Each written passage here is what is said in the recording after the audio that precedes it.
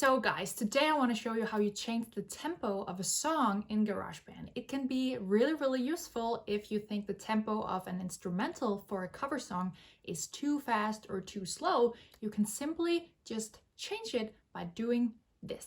Alright guys, so let me just show you really quick how you do this. It's really easy. So you go and you open an empty project in Garageband on your Mac or whatever, and I just click open. And then then I drag in my file or, my song, my instrumental, whatever I want to speed up or slow down. I drag that in here. So to be able to speed it up or slow it down, you don't just click up here and change the tempo. You have to click on the track, double click, and then you see this comes up. And you click on track and you click on enable flex. So this is in Danish, but enable flex.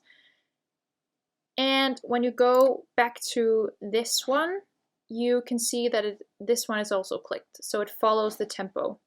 So another way to do it is to just click on this show or hide flex. And you can also just type Command F to do it.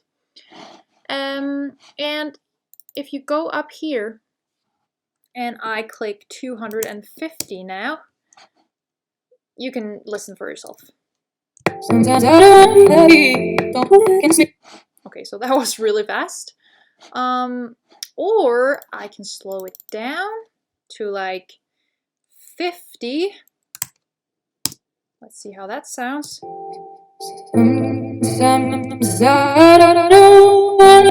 Okay, that doesn't sound really good, but that's how you do it. And there's really not a lot more to it, but I'll show you something else. So if you want to you can go to track and you can go to show tempo, and this tempo thingy up here shows up. So if I want it to be, if I want the tempo to be,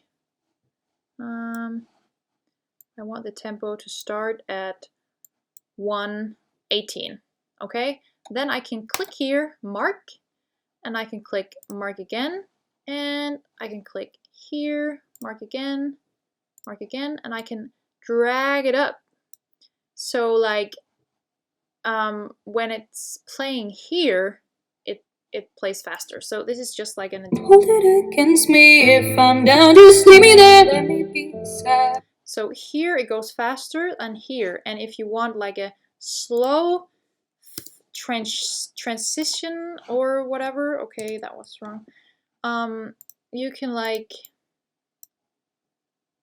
drag one of these, that one. You can do this, and then it will be like a if I'm down, just leave me there, let me be sad.